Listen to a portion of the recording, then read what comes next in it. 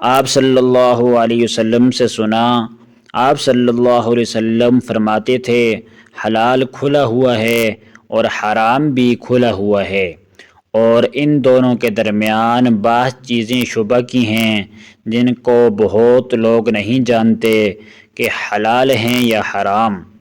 پھر جو کوئی شبہ کی چیزوں سے بھی بچ گیا اس نے اپنی دین اور عزت کو بچا لیا، اور جو کوئی ان شبہ کی چیزوں میں پڑ گیا اس کی مثال اس چرواہی کی ہے جو شاہی محفوظ چراگاہ کے آس پاس اپنے جانوروں کو چرائے۔ وہ قریب ہے کہ کبھی اس چراگاہ کے اندر گھس جائے اور شاہی مجرم قرار پائے۔ سن لو، ہر بادشاہ کی ایک چراگاہ ہوتی ہے، اللہ کی چراگاہ اس کی زمین پر حرام چیزیں ہیں، پس ان سے بچو۔ اور سن لو، بدن میں ایک گوشت کا ٹکڑا ہے، جب وہ درست ہوگا تو سارا بدن درست ہوگا، اور جہاں بگڑا سارا بدن بگڑ گیا۔ سن لو، وہ ٹکڑا آدمی کا دل ہے۔ میں عبداللہ بن عباس رضی اللہ عنہما کے پاس بیٹھا کرتا تھا، وہ مجھ کو خاص اپنے تحت پر بٹھاتے۔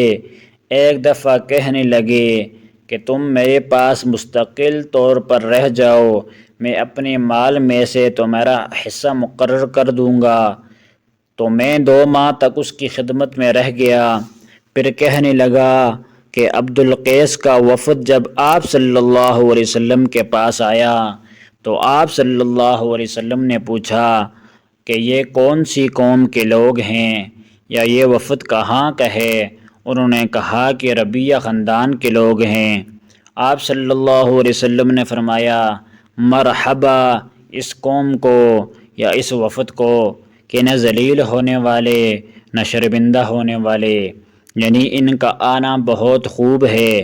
وہ کہنے لگے اے اللہ کے رسول صلی اللہ علیہ وسلم، ہم آپ کی خدمت میں صرف ان حرمت والی مہینوں میں آ سکتے ہیں، کیونکہ ہمارے اور آپ کے درمیان مضر کے کافروں کا قبیلہ آباد ہے۔ بس آپ ہم کو ایک ایسی قطعی بات بتا دیجئے جس کی خبر ہم اپنے پچھلے لوگوں کو بھی کر دیں جو یہاں نہیں آئے، اور اس پر عمل درآمد کر کے ہم جنت میں داخل ہو جائیں۔ اور انہوں نے آپ سے اپنے برتنوں کے بارے میں بھی پوچھا۔ آپ صلی اللہ علیہ وسلم نے ان کو 4 باتوں کا حکم دیا اور 4 قسم کے برتنوں کو استعمال لانے سے منع کیا۔ ان کو حکم دیا کہ ایک اکیلے خدا پر ایمان لاؤ۔ پھر آپ صلی اللہ علیہ وسلم نے پوچھا جانتے ہو ایک اکیلے خدا پر ایمان لانے کا کیا مطلب ہے؟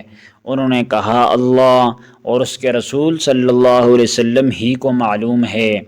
آپ صلی اللہ علیہ وسلم نے فرمایا اس بات کی گواہی دینا کہ اللہ کے سوا کوئی معبود نہیں، اور یہ کہ حضرت محمد صلی اللہ علیہ وسلم اس کے سچے رسول ہیں، اور نماز قائم کرنا اور زکوٰۃ ادا کرنا اور رمضان کے روزے رکھنا اور مال غنیمت سے جو ملے اس کا 5واں حصہ مسلمانوں کے بیت المال میں داخل کرنا، اور 4 برتنوں کے استعمال سے آپ صلی اللہ علیہ وسلم نے ان کو منع فرمایا، سبز لاکھی مرتبان سے اور کدو کے بنے ہوئے برتن سے اور لکڑی کے کھودے ہوئے برتن سے اور روغنی برتن سے، اور فرمایا کہ ان باتوں کے حفظ کر لو اور ان لوگوں کو بھی بتا دینا جو تم سے پیچھے ہیں اور یہاں نہیں آئے ہیں۔ آپ صلی اللہ علیہ وسلم نے فرمایا عمل نیت ہی سے صحیح ہوتے ہیں یا نیت ہی کے مطابق ان کا بدلہ ملتا ہے، اور ہر آدمی کو وہی ملے گا جو نیت کرے گا۔ پس جو آدمی اللہ اور اس کے رسول صلی اللہ علیہ وسلم کی رضا کے لیے ہجرت کرے اس کی ہجرت اللہ اور اس کے رسول کی طرف ہوگی، اور جو کوئی دنیا کمانے کے لیے یا کسی عورت سے شادی کرنے کے لیے ہجرت کرے گا تو اس کی ہجرت انہی کاموں کے لیے ہوگی۔ انہوں نے آپ صلی اللہ علیہ وسلم سے کہ آپ صلی اللہ علیہ وسلم نے فرمایا جب آدمی ثواب کی نیت سے اپنے اہل و عیال پر خرچ کرے بس وہ بھی اس کے لیے صدقہ ہے۔ اس طرح کی حدیثیں پڑھنے اور سننے کے لیے ہمارے چینل کو سبسکرائب کریں۔ جزاک اللہ۔